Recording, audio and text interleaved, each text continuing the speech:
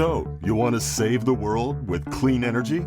Make money doing it? Confused about the economic and technical realities of residential and commercial solar, batteries, heat pumps, EVs? Want the real-world scoop on new energy technologies, not manufacturer hype? Then tune in to the Weekly Energy Show, hosted by Barry Cinnamon. Insights from Barry's 40-plus years in the solar and energy industry will help you understand the future ways we'll generate and consume energy. And now, here's Barry.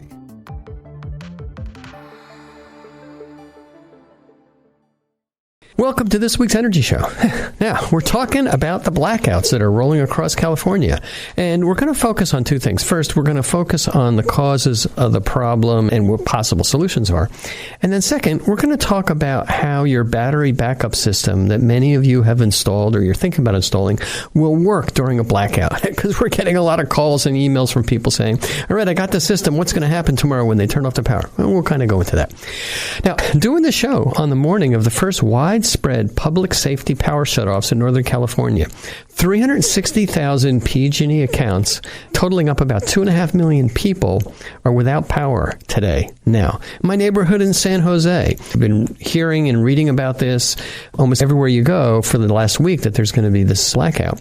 So in my neighborhood in San Jose this morning, and even yesterday evening, completely calm, no wind. It's a beautiful sunny day, like yesterday, like this morning, like today.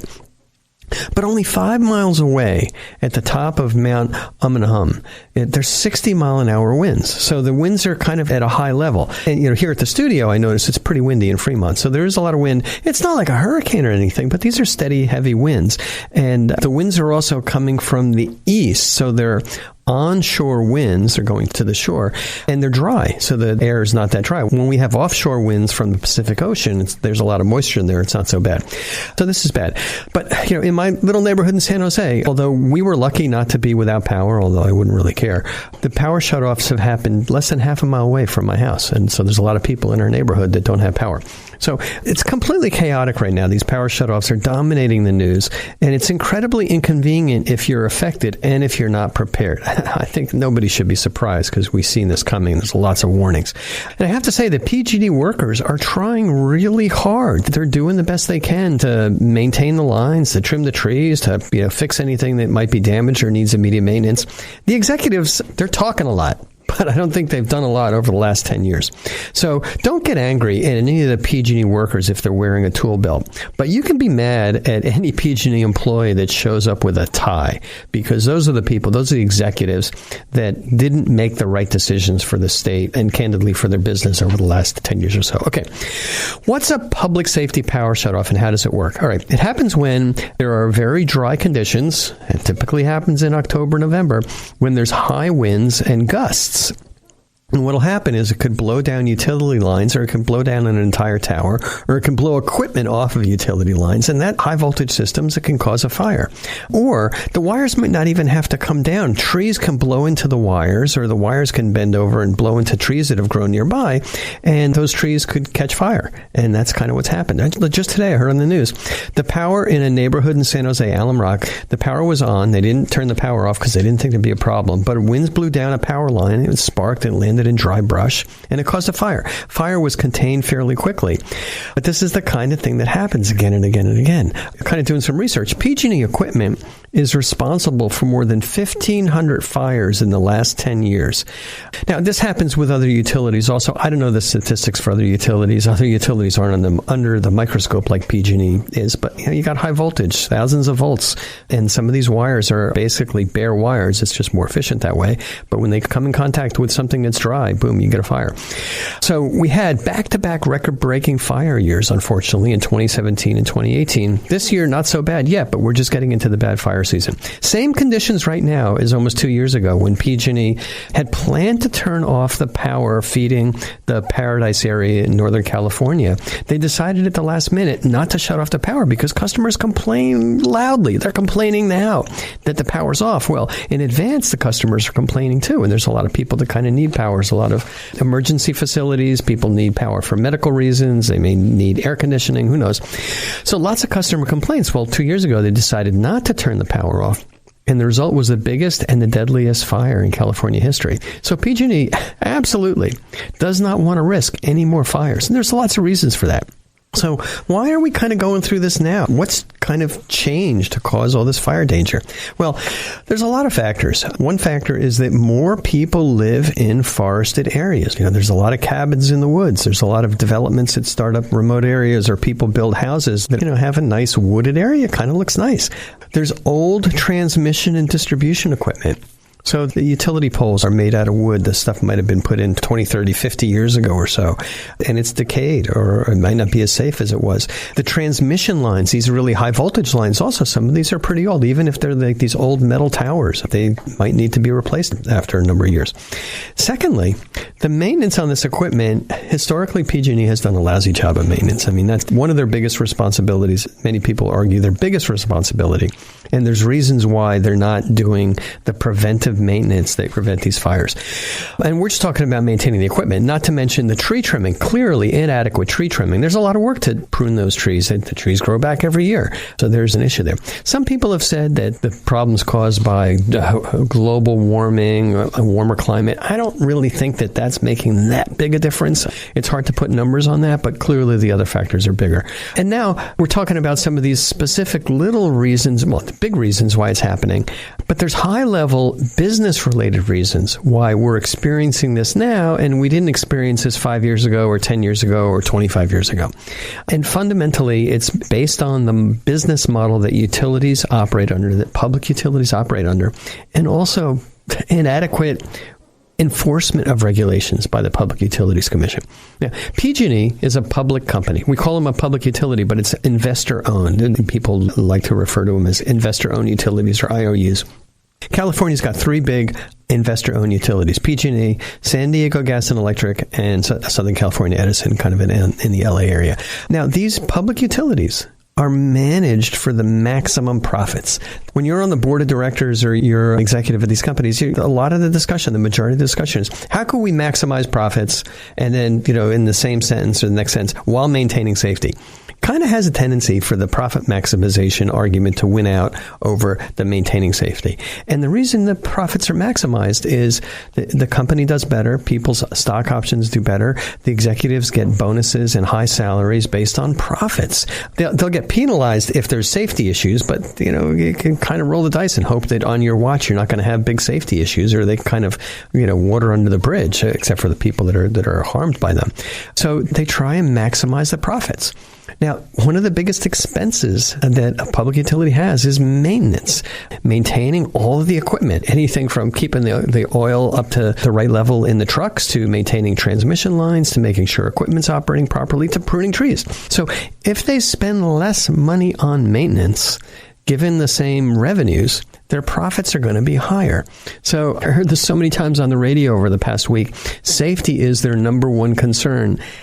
Candidly, that's a lot of baloney. The number one concern for the executives was, we want the company to be most profitable while maintaining safety. And when they have these things that happen, safety issues, they might get kicked out. But the next executive that comes in is going to say, gee, let's see if we can kind of maximize profits again.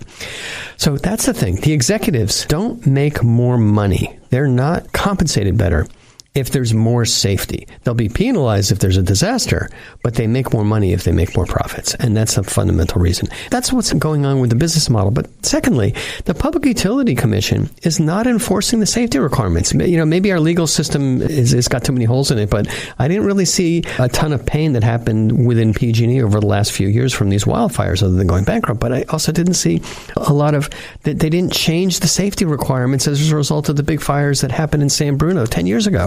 So somehow the system has to be changed to make sure that safety is indeed the number one concern, and there's compensation when it's done right. Now, a quote a couple days ago from Governor Newsom, because he's being asked, this is kind of happening under his watch. He said, quote, PG&E has created the conditions that have forced this decision. The decision is these blackouts, these public safety power shutoffs that are affecting so many people. Newsom said, unfortunately, the decision needed to be made. They needed to turn the power off. It's not the decision that should be allowed to be made in the future once they upgrade their technology and upgrade their infrastructure. So can't kind of do this later. We've got to turn the power off now and deal with this pain now. Otherwise, we're going to have more fires. So it's also, the governor's involved. It's a political issue. Now, keep in mind that there's some other political ramifications going on in the background that are the reason why the power's off for 2.5 million people in California. PG&E filed for bankruptcy in January 2019. They had estimated $30 billion worth of liabilities from all the fires they've created.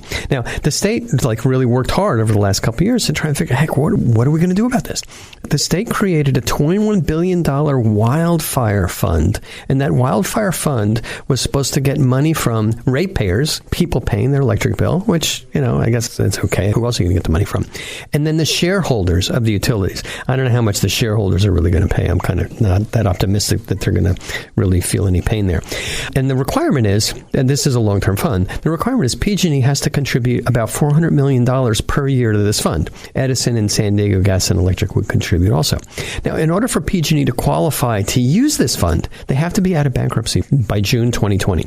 So they have to be completed with their bankruptcy nightmare in 9 months in order to take advantage of this fund. If they're not out of bankruptcy, if it gets delayed, they're not going to be able to take advantage of this fund. And here's the other thing.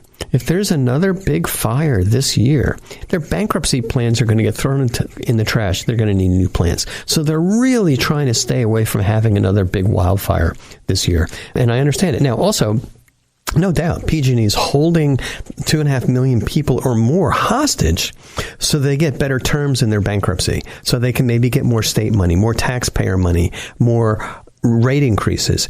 If people are complaining that the power is out, they can say, oh, yeah, we can fix this faster if we had more money. So that's kind of what's going on. Okay, the new normal are these rolling blackouts, these public safety power shutoffs. How can we resolve the situation? All right, this is what needs to get done to resolve the situation so we don't keep having these things. We need proper maintenance of the utility lines and the trees. That's what's sparking these fires. PG&E estimated that it would take years and $15 billion to do the proper tree trimming. And you don't trim the trees once, you're going to have to continue to maintain that.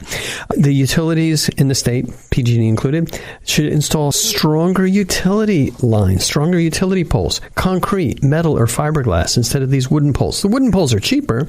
They're not as strong. Go around the rest of the world, a lot of these poles are concrete or metal. Now, the high voltage wires are usually just bare wires, and possible that if they were to install insulation, use wires that's insulated, yeah, it's going to be a little bit heavier. They might not be as durable, but they're less likely to catch fire. If a tree brushes up against an insulated wire, it's not going to burn. Now, this is interesting. San Diego Gas and Electric has installed a lot of equipment that does arc fault detection and automatic shutoff. So if they see one of the utility lines, they're watching every line, there's kind of a signal that indicates that there's an arc, there's a spark, it can automatically turn the power off. They don't have to wait to see, is a fire going? Waiting for some guy with binoculars to look for a puff of smoke. And that equipment can be installed pretty quickly. Now, the downside is they would automatically turn the power off in the lines, but the good thing is you're not going to get a fire. Now, they also can put in cameras on high areas and peaks, and cameras actually on power lines that can kind of watch things. And they can do better weather monitoring. So there's a lot of things that can be done. One of the things that kind of is obvious that's not going to happen is putting these lines underground. It's like 10 times more money to bury a utility line than to put it above ground. And sometimes you can't easily put these lines underground if there's a water table, if the water's kind of close. So around the San Francisco Bay, if you're close to the bay, you're going to be down in an area where there's moisture underground, and the lines are even tougher to put in that kind of situation. So here are the bottom lines, not just bottom line. Now, the reality is we're going to all spend even more money for electricity. Not the cost of generation. That's cheap. I mean, get this. Utilities and CCAs, community choice aggregation utilities, they're spending way less than 3 cents a kilowatt hour for electricity that's generated with wind and solar. So those utility farms, those big solar farms in the desert or in remote areas, they're generating power for 2 or 3 cents or less. And if you put solar panels on your own roof, you're not going to generate at 3 cents because you got a smaller system. You might have 30 solar panels instead of 30,000 solar panels. But you can generate power fully amortized, taking into account everything over a 25-year period. You can generate power for 7 or 8 cents a kilowatt hour if you have solar on your roof. Here's the thing. Why is it going from 3 cents to, I looked at my electric bill, it was 53 cents a kilowatt hour. And the reason is that there's a lot of cost involved in transmitting and distributing this power from the remote plants, from the natural gas plants or solar plants or whatever, to your house, to your office. So the difference between 3 cents and 40 or 50 cents are all of the costs related with transmitting and distributing this power, the utility lines, the equipment, the poles, the trucks. Most importantly, and this is the biggie, all of the overhead, all of the management, all of the extra profits, the bonuses, the lawyers, and the lobbyists that public utilities have to operate. I've done comparisons between, in my area, we're in Silicon Valley. Palo Alto Municipal Utility and City of Santa Clara has their own utility. Their electric rates are 15 cents a kilowatt hour. The city is right nearby, San Jose, 40 or 50 cents a kilowatt hour. What's the difference? Because they're publicly owned and they have really high overhead and they pay a lot of money for lobbyists and lawyers and management. We're not talking about the cost for workers and equipment and things like that. It's mostly overhead. So are we going to change that really fast? No. So what can we do? Well, there's two things that we can do. We can complain to our politicians that PG&E is not doing their job, and there's a lot of noise about that, but PG&E is fighting back. It's like, oh, you're going to complain? Turn off your power. Tough luck. Or we can take kind of matters into our own hand and get some kind of battery backup system or even a generator. All right, now let's kind of change gears a little bit. And I'm really addressing this call to the people that have a battery backup system, because we've been getting a lot of calls over the past week about how the system's going to work in a blackout. People put these things in. They were kind of concerned about it. They might have had blackouts before. Customers might have, be a little bit remote. They may need some power, for medical reasons. So they're having a lot of questions about what to do in a blackout. So let's talk about how your battery backup system is going to work. There's three parts to the commonly installed systems. There's the solar panels on the roof, which charge up the battery and keep the battery charged even when there's a blackout.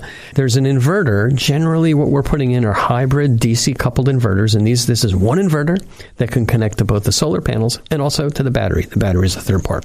Now, the other component that's kind of subtle, but it's really important, and this is what we always install for our customers, is something called a critical load panel. It's an extra electric panel that only is connected to what we call the critical loads in your house, the things you really want in a blackout, the things that, would kind of be painful if they stopped working, like your refrigerator, like your lights, like some outlets, like your garage door opener, like the coffee maker plug, like your TV and your entertainment system. Those are the things you really want to keep going. We're not going to be powering the large power appliances, like the air conditioner, like your electric dryer, things like that. They use a ton of power.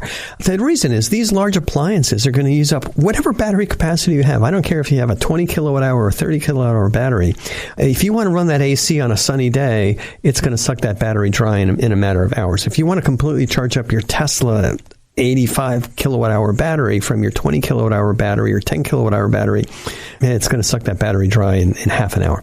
So it's really important to have this critical load panel, just what you really need. You're kind of in a rationing situation. It's going to automatically ration your power until the battery recharges the next morning from solar. Now, when the power goes out, this is what happens. The battery backup system in the inverter has this thing called a transfer switch, and that transfer switch automatically just kind of switches. It's like, okay, I'm connected to the grid, and this critical load panel is powered by the grid.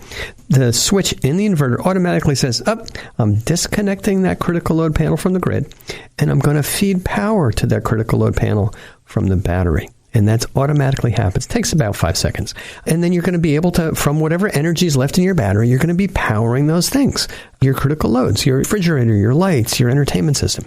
Now, even if the battery is kind of low, say your battery has a charge level of 25%, it's 3/4 discharge. And that might happen, in the middle of the night, might happen at, at midnight or so, because if you're using the power for other purposes. The battery's still going to have enough power in backup mode for your critical loads. And we'll go through the math for that in a minute. And the other thing is that battery might be discharged at 25%. Well, immediately in the morning when the sun comes up, first thing that the solar does is starts charging up that battery. And I have two batteries. My batteries are fully charged by 1 o'clock. If I had one battery, it'd be fully charged by about 10:30.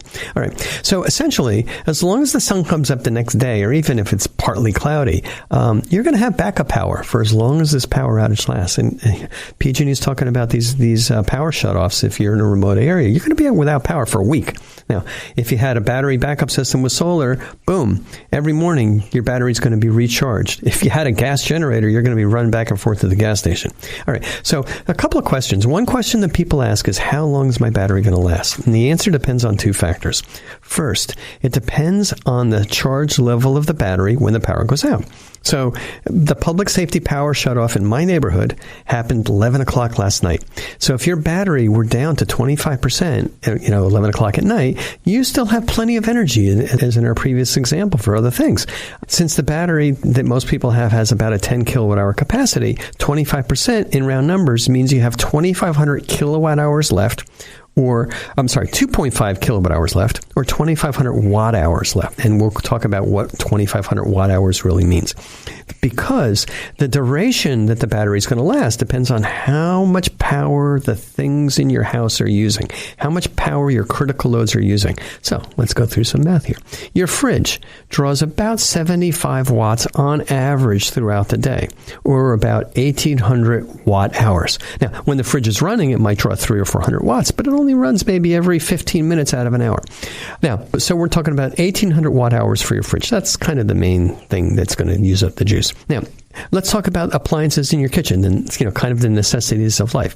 Let's say you have a 1,200 watt coffee maker, and you're going to run that for 5 minutes in the morning to make your coffee. And you have a 1,200 watt microwave, and you're going to nuke your breakfast for 5 minutes. That's only 200 watt hours. And let's say you have a bunch of lights around the house that are just kind of constantly running, or other little crap that's plugged into the wall, or your router, your cable modem, things like that. But I'm using the example of light bulbs. Let's say you have 5 10-watt LED light bulbs. Those are big light bulbs, actually. Most light bulbs are more like 5 watts. But let's just say 5 10-watt LED light bulbs. If you run those for 10 hours, that would consume 500 watt hours. So kind of adding it up, we're talking about 500 watt hours for lighting and other stuff, 200 watt hours for cooking your breakfast and getting your coffee going, and 1,800 watt hours for your fridge, and that's for the whole day. That adds up to 2,500 watt hours. So even when the battery's 25% discharged, or down to 25% charge level, you still got enough juice to kind of have your breakfast, and then the sun's up and the thing's going to recharge. Your battery is going to be completely recharged if you've got a partly sunny day by around noon. Now, if it's a really cloudy day or pouring rain, you may not get a full charge at all if it's very overcast, but you'll get a little bit. All right, so to wrap up, here's the situation. Blackouts are a fact of life going forward. It's not going to stop. We can hope that our politicians are going to do the right thing from a safety and an economic standpoint, but we can't count on that. Meanwhile, candidly, we're on our own when it comes to backup power for our homes and our businesses. All right, that's all the time we have on this week's Energy Show. Thanks to all of our listeners for tuning in. And if you missed any of today's show, you can always go to our website at cinnamon.energy and listen to the podcasts. So, you want to save the world with clean energy?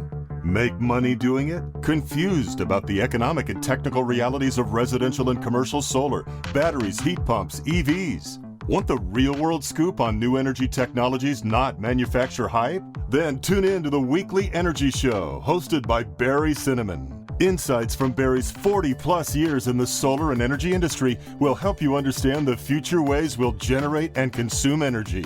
And now, here's Barry.